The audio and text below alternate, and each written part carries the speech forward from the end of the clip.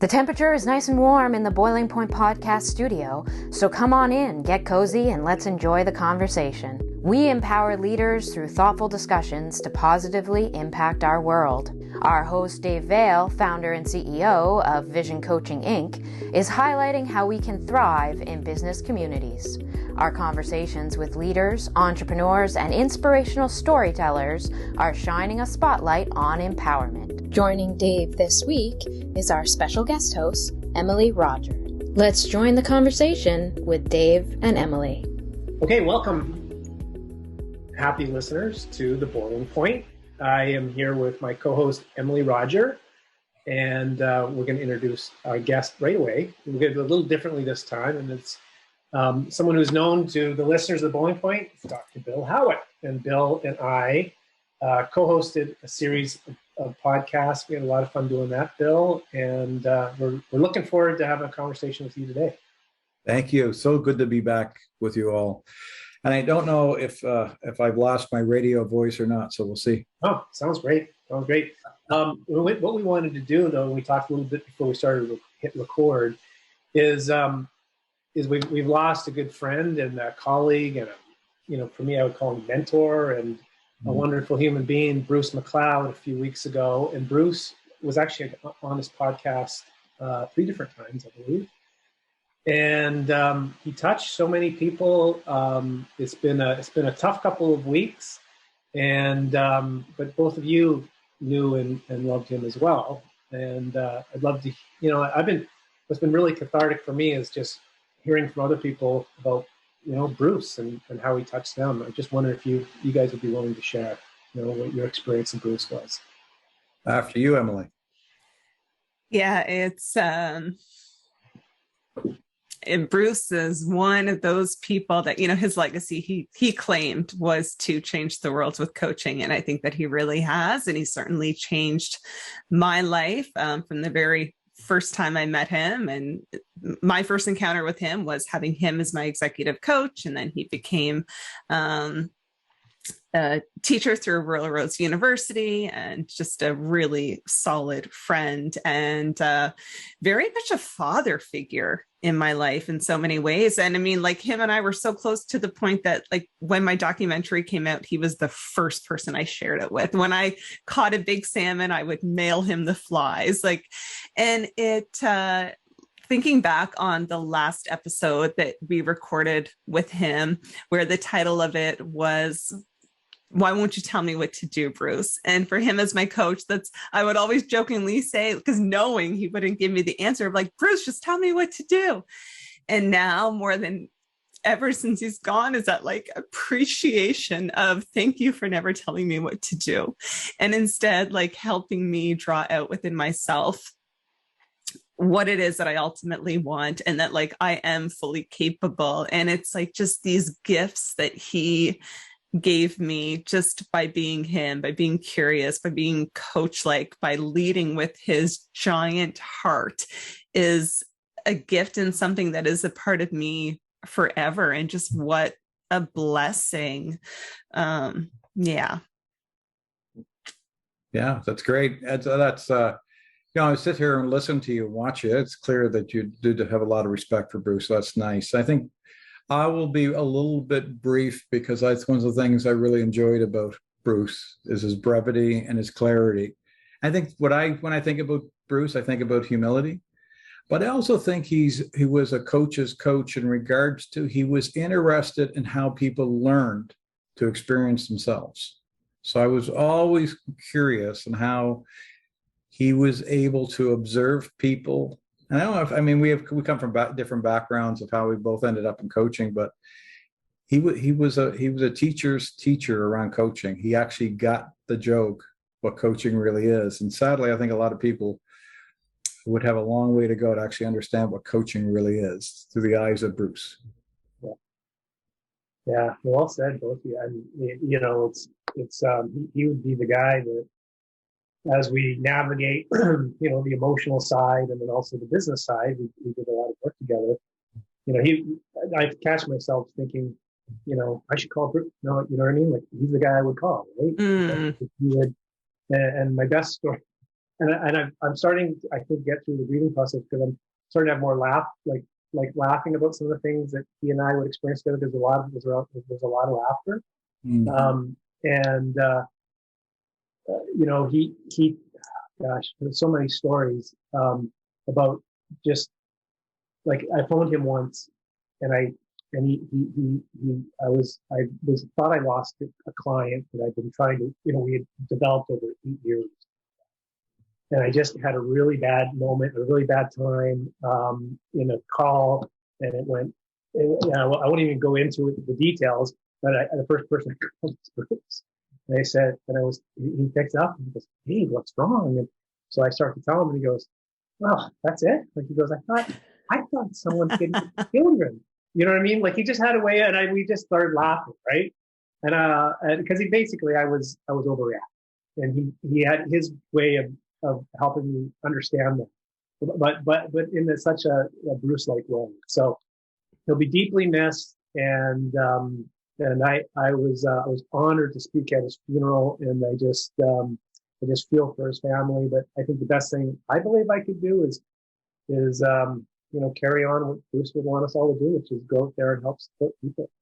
Yeah, so, amen. Yeah, we had a drink. We would toast them right now. We don't have a coffee.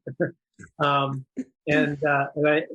thank you both for doing that. It just was really important, and I just feel like it would just be weird to start recording and not talk about Bruce. And I don't know, John, you were on a number of podcasts with Bruce.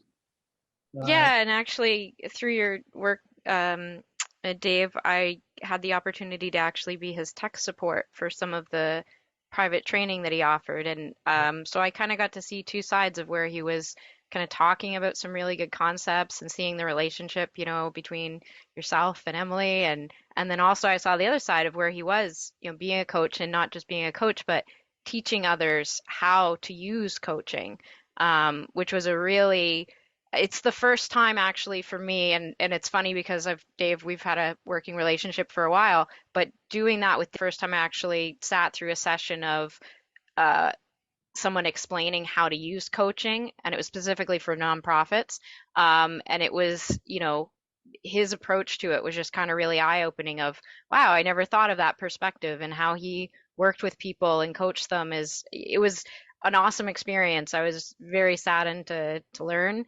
It was amazing experience just being able to see the good that he brought into the world. Amen. Yeah. One last thing I would just mention is that when I went to his funeral, his two, maybe a little younger than me, people that were attending were looking over. They like, it seemed like they knew me. And so finally I went over and they said, are you Dave? And I said, yeah. Oh, we watched and listened to a podcast that Uncle Bruce was on. It's his niece and his nephew. And they said, that was him.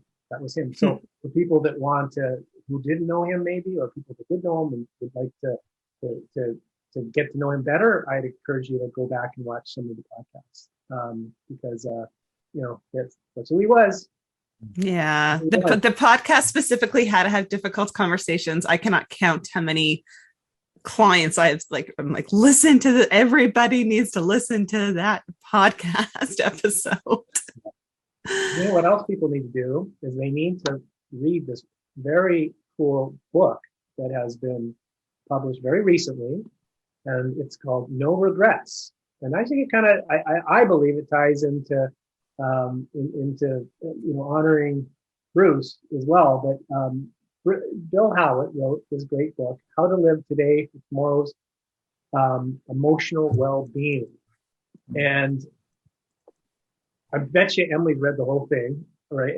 Even though she's gone very deep on her research from you, Bill. I haven't. The book, it's not even out yet. But I got an advanced copy. Am I the only one? How did you get that? Gosh. Well, I know special privileges. I sent you the galley, I believe. Yeah. So let's talk about it, Bill. I had a chance to. I love it. You have such a fascinating story, like your life, and how you've lived your life and how you've reached this place. And to me, you role model, Bill, like just always, you know, um, kind of wanting to find that better version of yourself and willing to do the hard work and the reflection and all that sort of thing, and recognizing that none of us are perfect, and I think it sounds like part of how you process stuff is writing. Yeah, it is. And you've been doing this, like we first met, and you sent me a whole like Sparkle Kitty, which is one of your earlier self-publications, and more recently you were on the top 10 best-selling author list in Canada, I believe. Cure to Loneliness, yeah. Yeah, so it's a real honor to have you on talking about it. So maybe over to you to tell Emily and I and Javier and the listeners about this newest book and how it came to be. I'd be happy to. Thank you, David. So the book will be released in October. Pre-releases are now. People can check out what we're doing. But I think giving context to how I came across this would be helpful. So we're in a pandemic. You might have heard of it. And I think we've all gone through our experiences. My experience was maybe different than someone else's experience, but I still had my own experiences. And I moved to Ottawa and was, starting another job, doing some research. I was excited about doing that and doing my little consulting business. And, I was off speaking in Edmonton doing a keynote somewhere, and I had walked to work literally twice. I got my condo by the office so I could walked up and met my team. And I thought it was kind of cool, right? I was doing research, doing a little consulting. I was quite happy. So I said I walked twice. When I was in Edmonton during my talk, they started to walk around and ask if anybody was at the Toronto Trade Show. And I was kind of saying, being ADHD, I said, I'll be quiet so you guys can figure out what you want to talk about. Then I'll pick up the talk if it's okay with you all.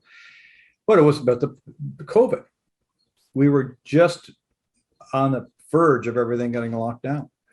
So I barely got back to Nova Scotia to help out with the house a little bit to make sure they were okay, and then barely got back to Ottawa before the lockdown happened. And I had a lot of opportunity to sit with myself during a lockdown. I don't know if you've ever done that, live by yourself, new city, no friends, that kind of experience in a pandemic. We know no one. And I didn't even have a fish and a dog at that point in time. And so I had, I was in a relationship. The relationship, was challenging because you couldn't see anybody because of the pandemic and you didn't want anyone to get caught. So it was a big transition. And what for me happened was I had to spend time with me. I'm really good at focusing on everyone else but me.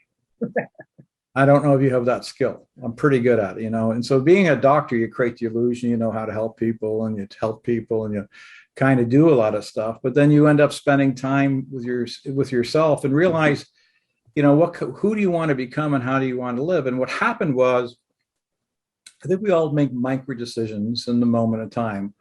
I've lived my entire life with ADHD, and I've always sometimes, when I'm under pressure, I can be somewhat reactive by times.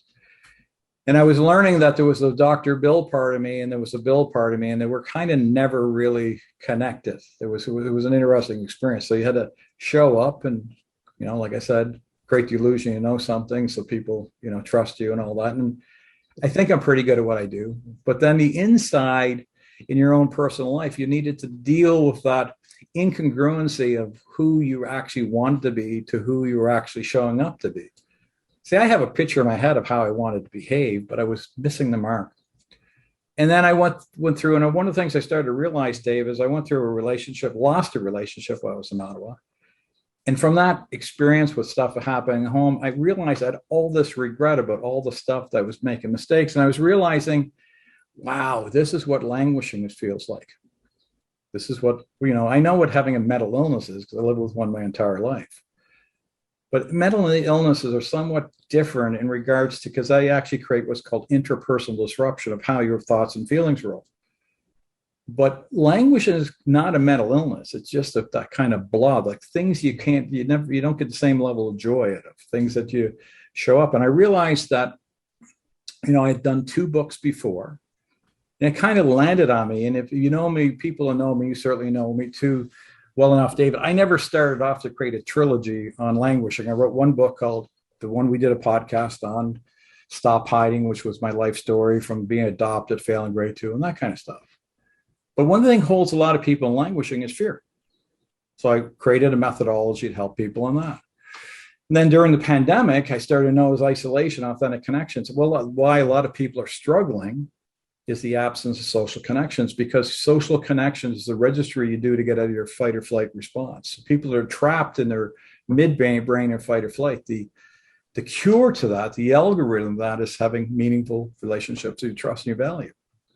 So relationships.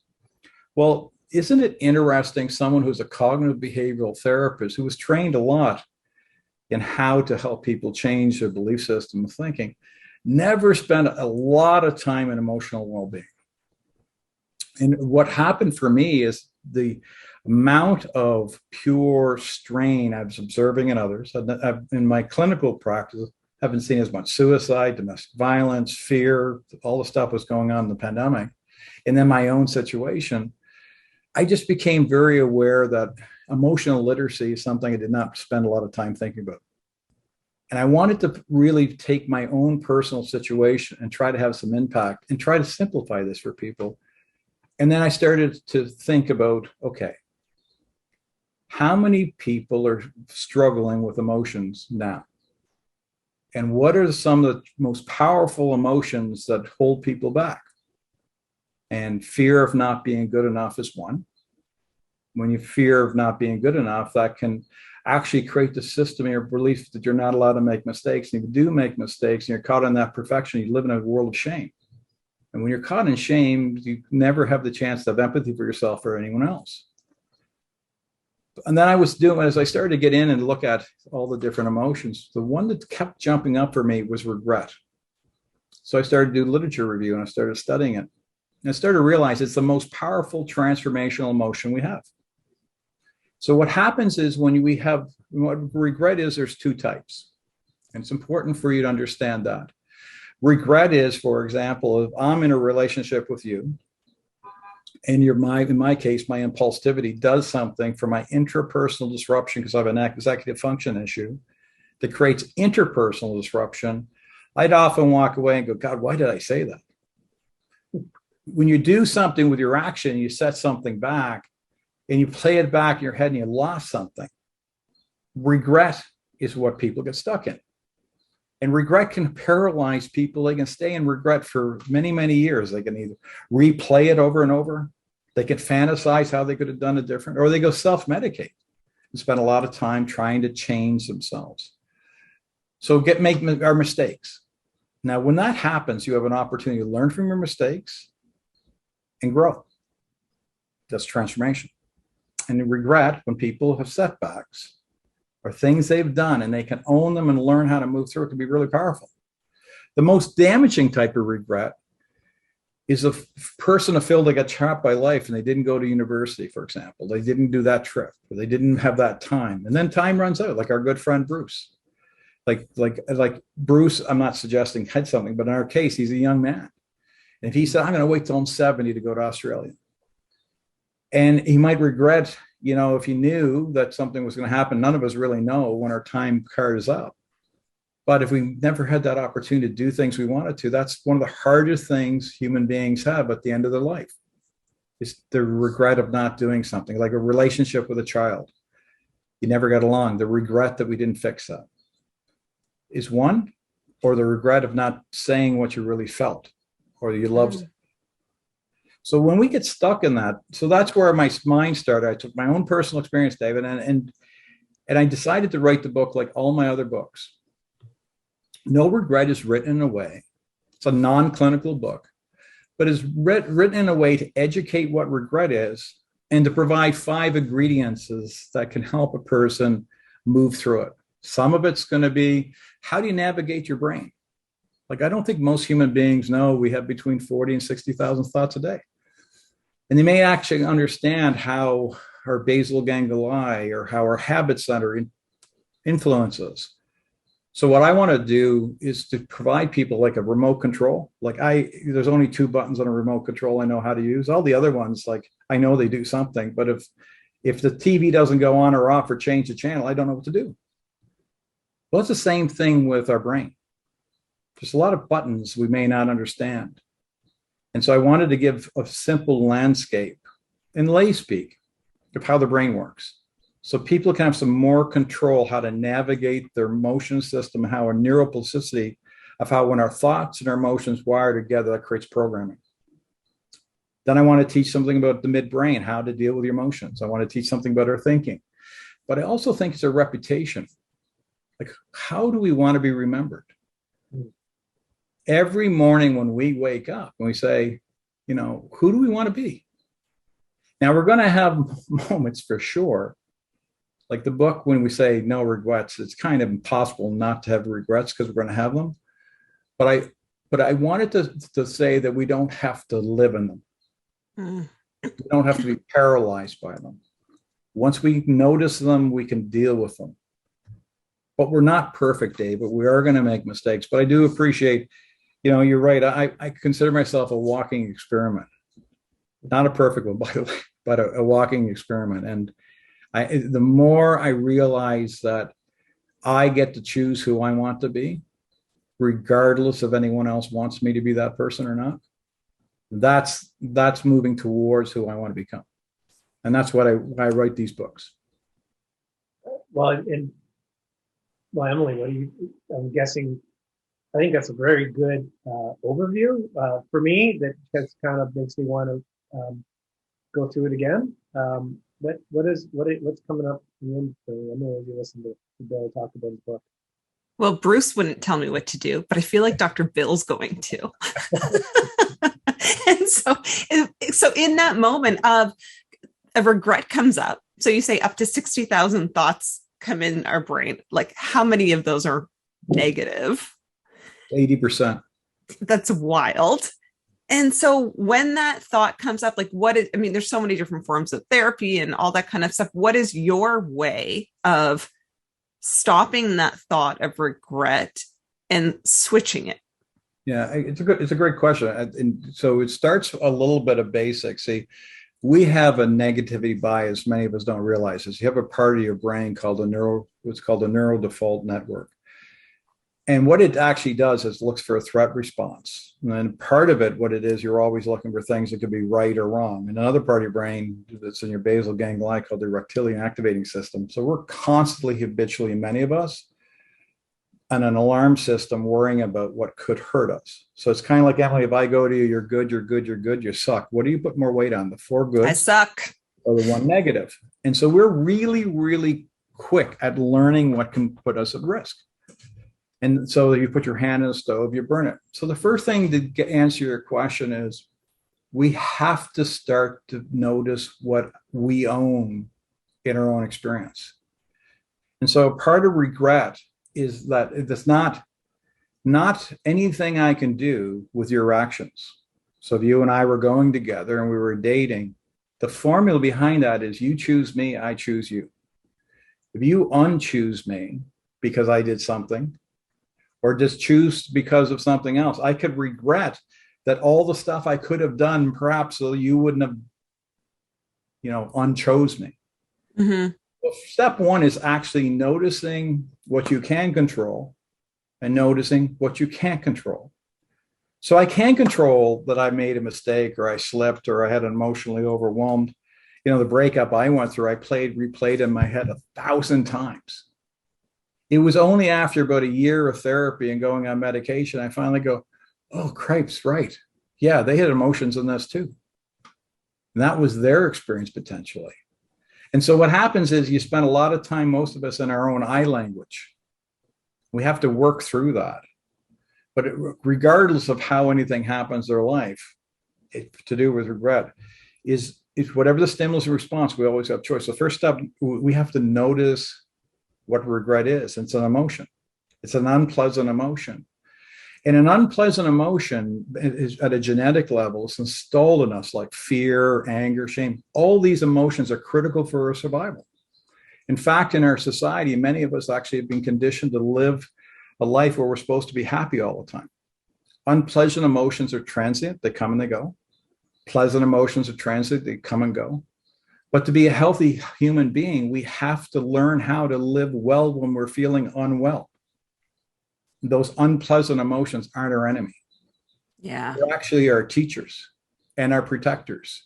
So to get, you notice it, you have to know what it is. And then you have to decide, what are the competencies I need, skills I need to move from dysregulation to into regulation.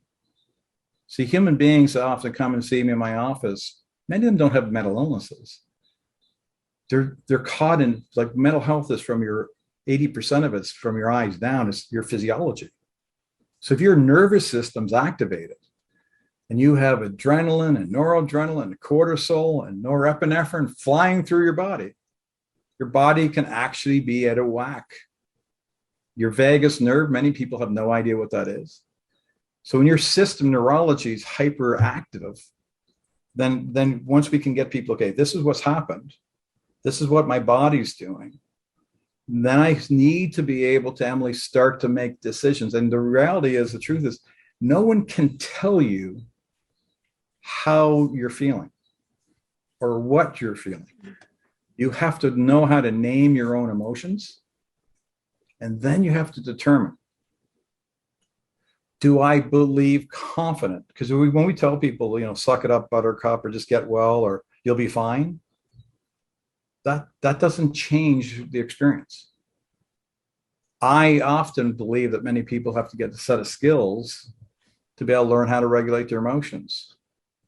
And so if you can teach people to actually, step one, using a simple one, is if I can start becoming aware of what's happening to me, then I can choose my response. And then I could be open to the possibility of what their experience is involved in it, and become curious, not only what I'm feeling, but actually while I'm feeling it, be curious about what they're feeling while you're feeling it. So you can seek to understand their experience in this too. So you can move a little bit from your emotional brain to your cognitive brain that can help ease your physiology. And there's a bunch of techniques you can teach people. But there is no B12 shot for managing emotion. There's no quick fix for it. But there is practice we can do to learn how to better self-regulate. Yeah. And we all have endless opportunities to practice it. Yeah. My mom's a therapist. And so I grew up learning this kind of stuff. And I am like, thank you, God, for that. And I don't know how people get through life without it. The amount of times where, like somebody could so easily go into that victim role, or that something is against them, or the world is against them. And excuse me, not being able to own our own emotions, and then just knowing what to do with the 60,000 plus thoughts, 80% of which are negative, that are going through our mind on a daily basis. Yeah, and the reason I say 80%, now some people may be a little bit better, but 60% of our population is languishing. 1 out of 5 of our population has a mental illness. Out of that 1 in 5, 70% of that population doesn't know they actually have a mental illness or a stigma or stuck. 1 out of 7 of our population are neurodivergent, that we don't actually bring into the inclusion conversation on a level that I like to see right now. And then if you start thinking about the challenges of being a human being, dealing with the constant volatility that people are getting hit by, and the amount of uncertainty that people are getting hit by, it's an interesting time that I think you're seeing, and I'm seeing things you might be seeing, folks seeing too, is that I think people felt, for example, the Great Resignation. I think that's a great example of the amount of regret that's pent up that people are actually unregretting. In other words, what I mean by that is, I'm regretful I'm in a job I don't like. I'm regretful that I have to commute every day. I'm regretful that, and the fear that kept me there was money. But the circumstances, fatigue, and growth, through post-traumatic growth, people have grown and learned. And so I think people are doing value clarification and resetting. And the regret of doing something that may not feel authentic, they're going, I don't need this anymore. Yeah. So I think that's why this book, I believe, is really timely, is because I think a lot of people now are resetting their compass. And they're trying the things that were holding them back. Maybe we're all realizing that we're here for a very short period of time. There are no parades. Trust me. I tried. I was saying to Dave one day, I think he probably gets a joke. I said, I did 8 degrees, and I eventually realized that, you know what? I'm never going to be able to write a sentence like everyone else. And so I think what happens is you start to realize that I'm good enough as I am. And we all have a different level. The challenge to find that, and someone said to me the other day, said, Bill, oh my God, you do so much. And someone was giving me a compliment, and I go, oh my God, do you realize like how hard it was for me to show up today? I barely have her together today. So don't give me too much credit. Like I'm just like everybody else. Yeah. Trying to keep the wheels on the road. You know what's as I'm listening to you, Bill, and actually back with you and Emily, I was just thinking of how lucky we all are to do what we do for a living. Your work goes in, I would say, deeper in clinical, Bill, but on the coaching front. Yep. Is an opportunity to focus on someone else. And I learned so much. And it's like sometimes I'm thinking, I can't believe people are paying me to do this because I'm benefiting from it so much, from someone else's experience. Yeah. And then I can't help but after every coaching session, not maybe every coaching session, but a lot of times thinking it's interesting, where that person worked through and how they're working through this thing that for them is very courageous. And I don't know if this happens to both of you, but I tend to go, well, what am I doing to even like, if I want to have impact, I got to be doing that same work. And sometimes it's exhausting because I'm like, I don't want to deal with that. I don't want, but as a result, that I just turned 50 and I can't believe the things I'm still learning about myself. It's like, this thing, the reason I exercise all the time is it's actually to reduce my anxiety. Because I didn't realize I was a very anxious person, but it was through an experience working with a client that I went, oh, that sounds familiar, right? So I don't know, it seems like a gift, does it not?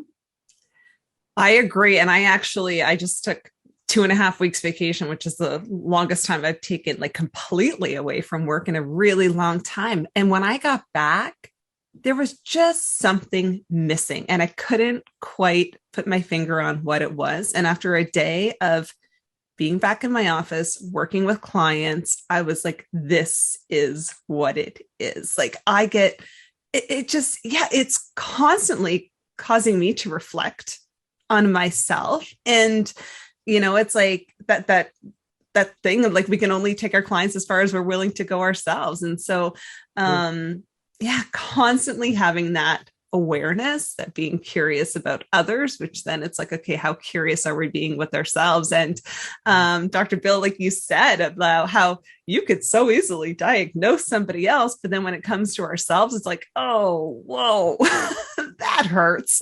Yet we need to always be doing that. So true. I think so true. I think one of the things I'm hoping that comes out of all this pandemic and where we're moving towards in workplace mental health is that this concept, I think something you said is really important. There is no goal line for mental health. I'm not talking about mental illness. I'm talking about from flourishing to languishing. Put it simply, the percent of time I spend in positive emotions to unpleasant emotions. The loss-auto ratio of 2.91 positive ratio of positive thoughts to 1 is the algorithm to flourishing. And we know the research, been over 2,000 studies done on this. We know that people can move away from learned helplessness to learned optimism, through practice and skill development, developing those habits. You see, being a happy, healthy human being is not around smiley Bates all the time.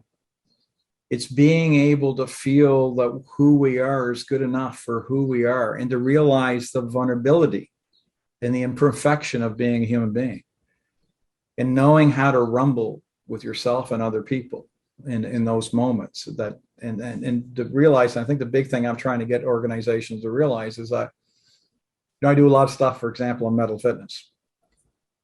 I was talking to a couple of large insurance companies now because I'm working on a new project.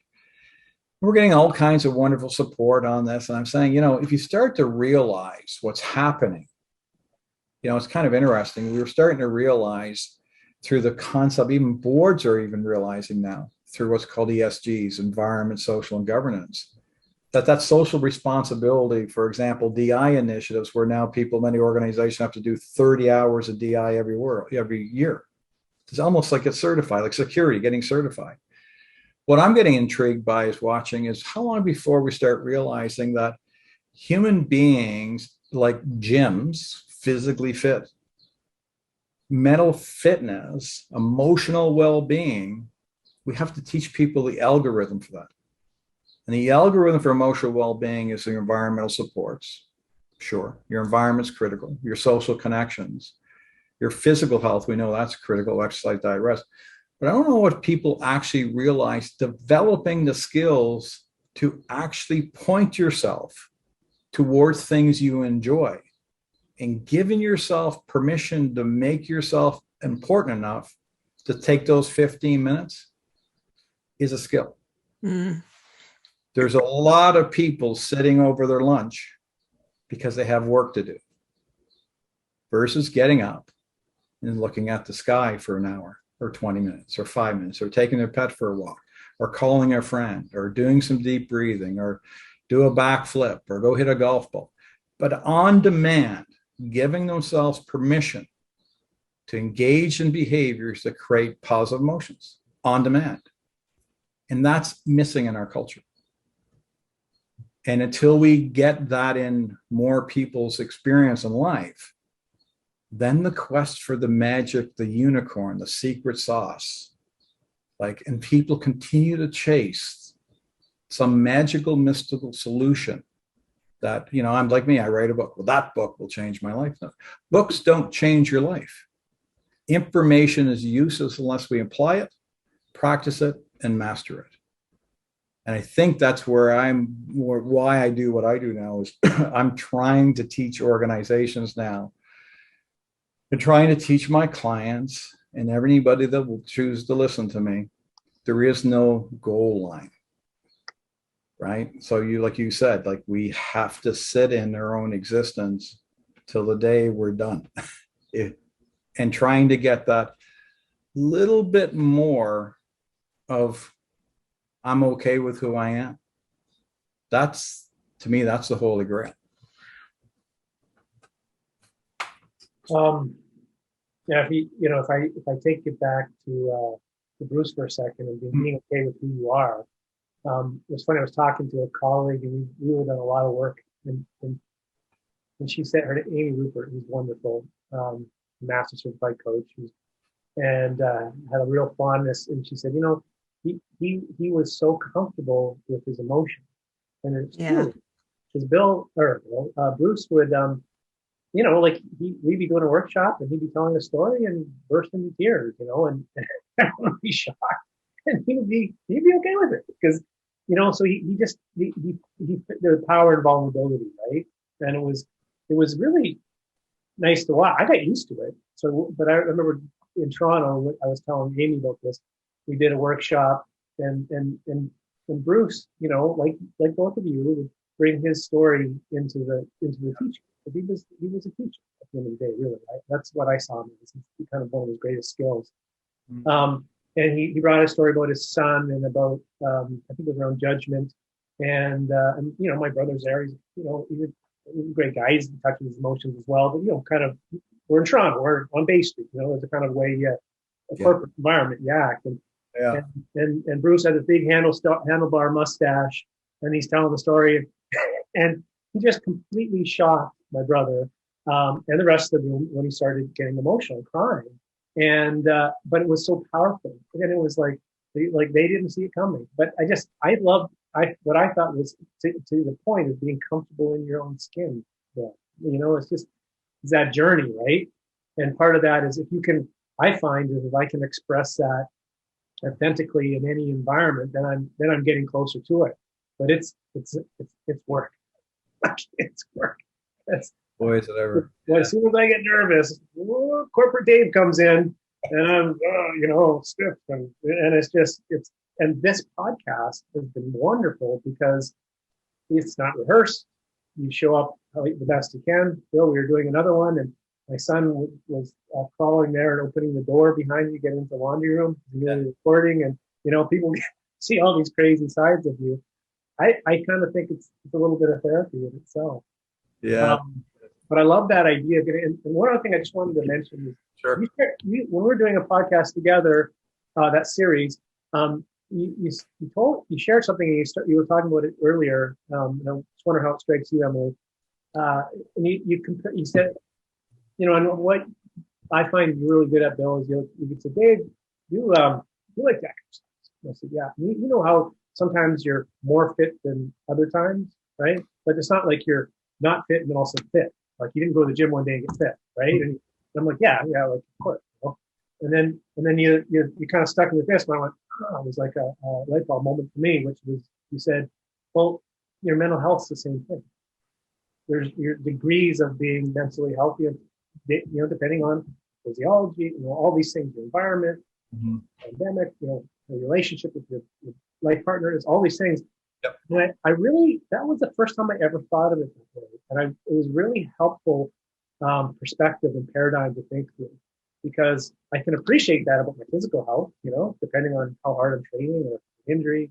Emily's just gone through a stress fracture. So, but Emily, have you ever thought of that on mental health side? Like maybe you have, but for me, it was really that makes perfect sense. Yeah, I have. And the way that I have thought about that is because, especially when I was racing full time and racing at the elite level, of kind of train and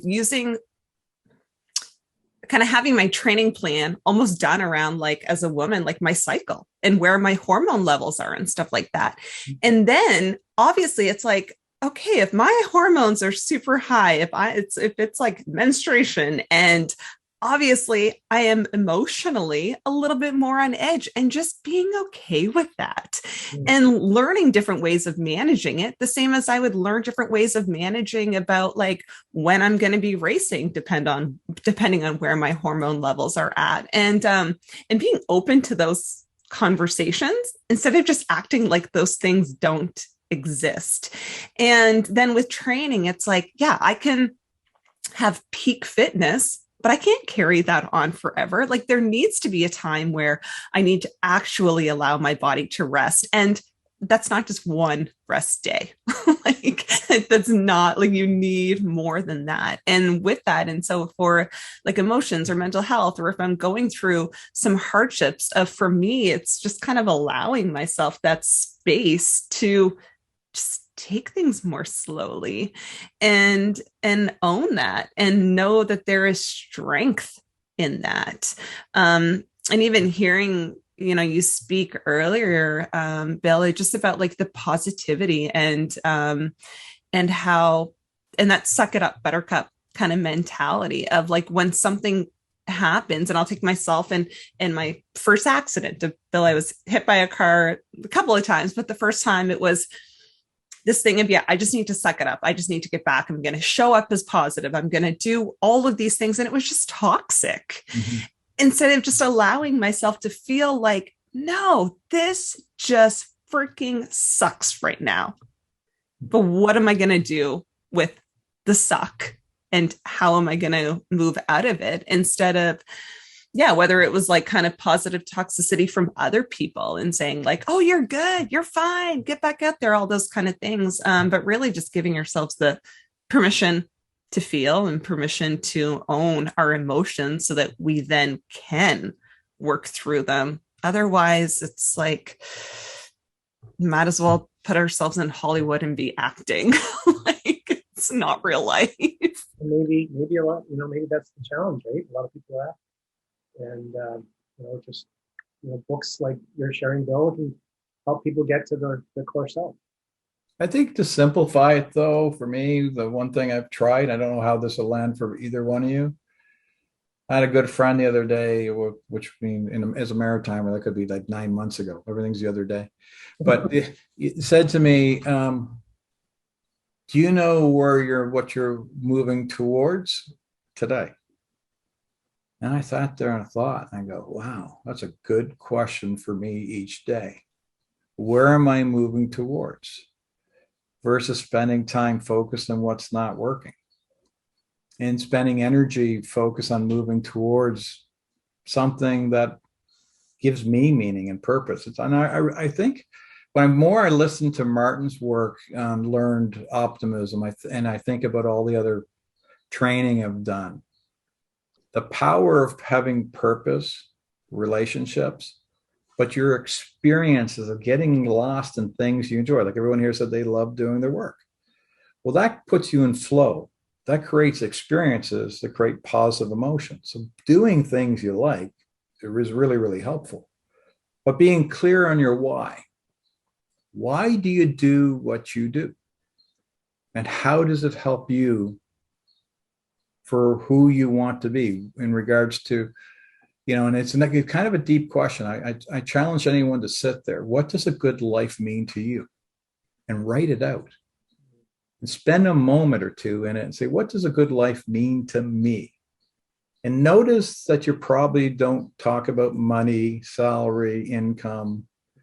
Because when I sit with people over the years who are perishing and passing away, or depending if it was an accident I got to or something else, they never ask me about their bank account. They asked me where my son was, my mother. They asked the questions about those critical relationships. So ultimately, we all can remember that we all need relationships with other people. I think the challenge, and this is where my big epiphany is, I forgot to build one with me. Yeah. Well, and as a result, we got a book that launches in October. And how do people learn more about it, Bill, and more about you and follow you and all those good things? Well, so what I've done is I've created a little PDF that you can put with this podcast for you. I'll send it to you after this. Just giving a quick overview and a couple of tips for them. They can follow me on LinkedIn, Bill Howatt on LinkedIn, and they can follow. We have started a newsletter on workplace mental health where I'm teaching each week on ideas. But if they go to billhowatt.com, I have a website for my speaking site that has all my books. We're doing I'm pretty excited. I'm only doing limited, like 5 of each of these, what I'm about to tell you, but we're doing a no regret series where I'm doing a keynote for organizations and with books. So that's filling up pretty quickly. And then we're doing another program on no regrets that we're trying to help people, David. We've created a trilogy, how we're taking the 3 books together. And we've created a new assessment tool I can share with you if you go to my website and see it, where you can quickly do an assessment if you're feeling that things in life aren't going the way you want. Is it fear that may be holding you back? Is it relationships that are holding you back? And it's regret. And it's a program to try to educate folks on how they can start taking one step and one thought at a time to move towards where they want to be. Understanding that all of this, you actually need to do something. Like that's the hard part about a human being. You can get all the information you want. You can Google it, YouTube it. You can do all this stuff. We actually still need to do something to create habits. And I'll say this to you, Dave, I think this is a part too that's important, is to realize that failing is required for learning. And if we can fail fast and learn slow, we're probably on the right track. Mm-hmm. Mm. Yeah. Well, there's a lot of stuff. There's a lot of good stuff coming out. Thank you. Yeah. I enjoy it. As always, Bill. One of my favorite stories, Emily, of Bill is I contacted him like on a Sunday for something. I can't remember that. The story. He said, I'm doing some work on procrastination because I realized that he was talking with a client and and he was developing some scale. I can't remember what it was, but I was saying, "What are you doing?" Sitting on the deck. I was like, "What a slacker I am!" Right? So the point is, you get a lot of passion out of sharing information, learning all those sorts of things, and I just think that's a wonderful quality you have, and we benefit from it. So thanks so much for coming on. I'm so happy you got to meet Emily, and Emily got to meet you. Really? And we, for listeners, they know how to find your information, billhowatt.com or LinkedIn. And what takeaways for you, Emily? Oh, takeaways. there's a lot. I will sum it up by just how important it is for us to each get to know ourselves, and that we can kind of, I think, overestimate how well we know ourselves, and that we're constantly changing. And so it is a constant journey of just spending time with us, so that we can just show up fully present authentically for other people. It's like we speak so much about like authenticity, but really when it comes down to it, what is that about? And are you doing the work? It's like, I see, the football helmet behind you, Dr. Bill, and it could be somebody saying like, okay, I want to play in the NFL. It's like, all right, well, what are you doing? And the same as people saying like, I want to improve my mental health. Okay, well, what are you doing? And are you putting as equal time into your mental health as you are your physical health? Are you putting equal time into your relationship with yourself versus your relationship with your partner? And lots to sit back and reflect on in that. Cool, thanks. That's for me, I mean, it's funny, I should never let Emily go first about the takeaways, because I'm like, oh great, now what do I got to come up with? You can repeat. I'm not competing with you, am I? No, so I would add on to that a piece it's just a good reminder about those social connections. And actually, I've been very, and I'm just reflecting on how fortunate I was through a pandemic where, I have a loving partner, supportive partner. It's not a perfect marriage, but it's a very good marriage. And I was with my kids, and in a way that made things a lot easier. And and just hearing your story of being, the isolation, it's like, yeah, that's, I got to continue to do the work. And there's a birthday coming up that I'm planning for. It's like, yes, do that. It's important. So it's just a reminder of that. But people to check Bill's stuff out.